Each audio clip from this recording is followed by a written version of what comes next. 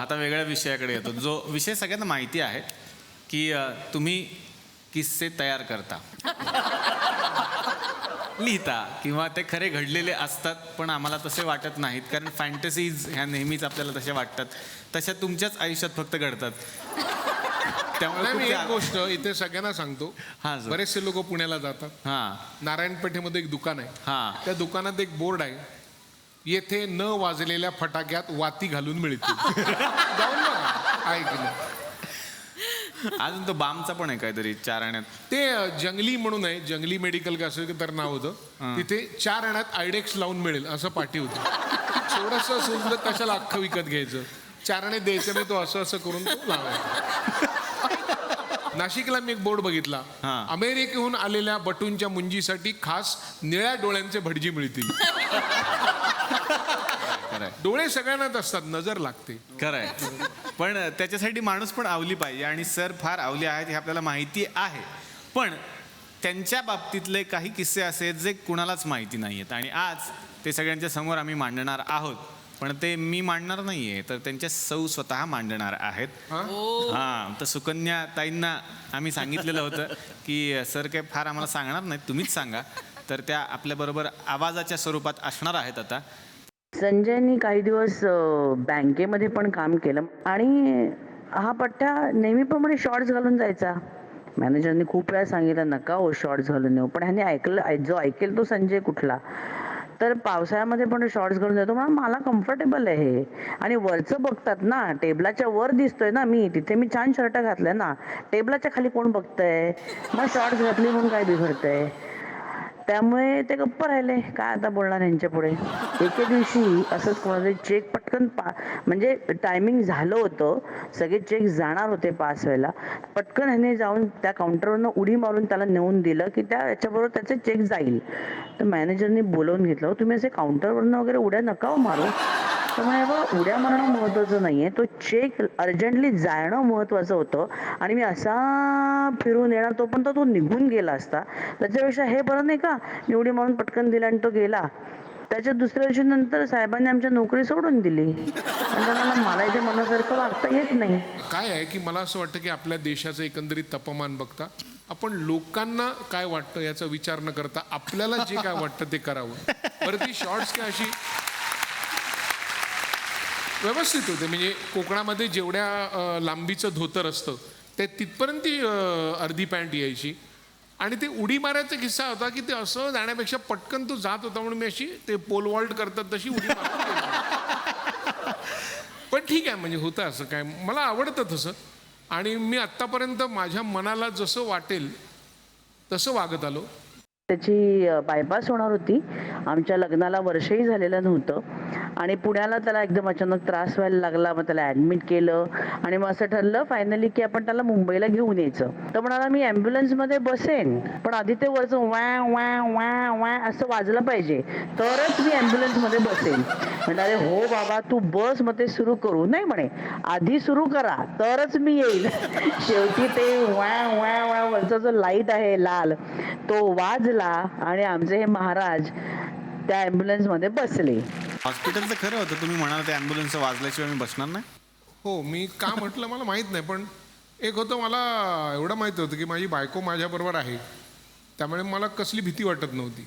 जर ऑपरेशन वगैरे सगळं होतं, मग म्हटलं जर आपल्याला भीती वाटत नाही आहे तर आपल्याला पटकन जायचं आहे स्टेशनवरती, तर आपण तो दिवा तरी लावू. अच्छा, कारण मी सिनेमातनं बाहेरनं बघितलंय.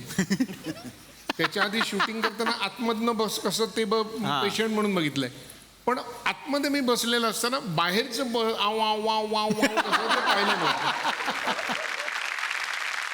मंडळी, आज आपण बारामतीमध्ये आलेलो आहोत आणि बारामतीमध्ये वेळ कसा चाललाय कळतच नाही गप्पांच्या ओघामध्ये. बघा ना, घड्याळामध्ये दादा कधी वाजले अजिबात कळलं नाही. घड्याळामध्ये 10 कधी वाजले ते मला अजिबात कळलं नाही असं मला म्हणायचं होतं खरं तर. बघा ना, सगळ्यांनी चेक करा घड्याळ, 10 वाजून 10 मिनिटं झाली आहेत घड्याळामध्ये. आणि बारामतीत यायचं म्हटल्यानंतर हाच मुहूर्त फार महत्वाचा असतो, नाही का? संजय माहीमच्या त्याच्या घरून रवींद्र नाट्य मंदिरपर्यंत बहिणीचा गाऊन घालून गेला होता. हां, आणि मोहन जोशीकडे त्याचा फोटो होता, कारण तो रोज आम्हाला काहीतरी अशा वेगवेगळ्या गोष्टी सांगायच्या आणि आम्ही सांगायचो हे खोटं आहे, असं कसं कोणी करेल. ते काय नाही, कफ्तान म्हणून एक पूर्वी फॅशन होती, तो असा ड्रेस तो अजूनही आहे, ते अशी कफ्तान. जीन्स आहे, त्याच्यावर मी तो नवीन आणला होता बहिणीने, म्हटलं घालायच्या आधी मी तो लांब होता, घातला. लांब. त्याला एक माझ्याकडे मॅचिंग असं हे होती, पट्टी होती, ती अशी बांधली छानपैकी. आणि असं बघितलं तर मला असं वाटलं की मी ते कॉरिओलानस किंवा आमिडियस मधला असं 3-4 वेळा असं बघितलं आरशामध्ये. मग असं एक असं मुकुट घेतला असा, आणि म्हटलं मी सॅम्युएल हेनरी किंवा बेकेट किंवा असं लॉरेन्स ऑफ अरेबिया मला कोणतरी दिसतोय. म्हटलं हे जर मला एकट्याला वाटतंय तरी लोकांना पण वाटलं पाहिजे. म्हणून मग मी माहीमवरनं चालत चालत चालत चालत गेलो. स्वाती चिटणीस मॅडम, तुम्ही एका वेगळ्या तंद्रीत असता असं तुमच्या मैत्रिणींकडून आम्हाला ऐकायला मिळालं. आणि घरामध्ये एकदा तुम्ही बेडवरती कॉफी का टाकली अरे होती, देवा, तो काय हे किस्सा कसं होता? कळलं? कोणी सांगितलं तुम्हाला? खरं आहे की नाही एवढं सांगा. तर काय होता किस्सा? खरं आहे, काय झालं, माझ्या एका हातात चहाचा कप होता, इथे असा पेपर धरला होता, आणि आणखी हातात काहीतरी बिस्किटाची बशी होती, आणि जाऊन मला असं वाटलं की मी तो पेपर असा टाकीन. पेपर टाकण्याऐवजी मी चहाचा कप फेकला. असं कसं होऊ शकतं? तो पेपर ह्यात चार्ली चॅपलिन सारखंच केलं मी. गिरिजा, तुझ्याकडे मी येणार आहे. तुझा पण असा एक वेगळा किस्सा आम्हाला ऐकायला मिळाला की लग्न झाल्यानंतर जेव्हा पहिल्यांदा तू किचनमध्ये गेली होतीस, आपल्या लग्नाच्या आधी असेल साधारणपणे, तेव्हा साधारण आपण जर गेलो आपल्या घरी, सासूबाई असतील, सासरे असतील, होणारा नवरा असेल, आणि म्हणले की मुली जा बरं किचनमध्ये, तर मुलगी काय करेल? चहा करेल, कॉफी करेल, पोहे करेल. तू काय केलं होतं सगळ्यांसाठी? भांग. मी पहिल्यांदाच सुरुजच्या घरी गेले होते, लग्न झालं नव्हतं, आणि मी आयुष्यात कधी भांग प्यायले नव्हते, त्यामुळे मला भांग प्यायची होती. तर मी सुरुजला सांगितलं होतं की आपण भांग पिऊया. तर त्यांनी सगळं संयोजन त्याचं केलं, भांग, ते बंटे मिळतात ते आणले. हां. तर त्याच्या पुड्या उघडल्यावर त्याचा वास जो सुटला, त्याने त्याचे सगळे मित्र पळून गेले. ते म्हणाले हे करणार नाही आम्ही मिक्स दुधात. मला त्याची काही फार किळस वाटत नव्हती, शिवाय मला इच्छा इतकी होती भांग प्यायची की म्हटलं मी करते. आणि मला हे लक्षात नाही आलं की माझ्या होणाऱ्या सासरी पहिल्यांदाच घरात आत जाते, तर मी भांग करू का असं नको विचारायला. मी तुमच्यासाठी सगळ्यांसाठी भांग करू? हो. असं होऊ शकत नाही ना. तर मग मी भांग करायला घेतली. माझ्या आजी सासूबाई पत्ते खेळत बसल्या होत्या मुळात.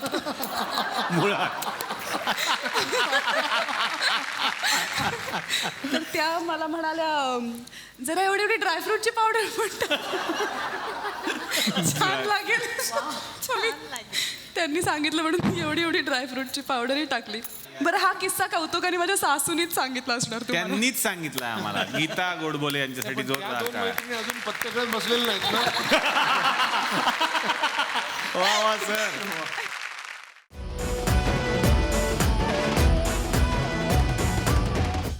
मी मराठी, झी मराठी.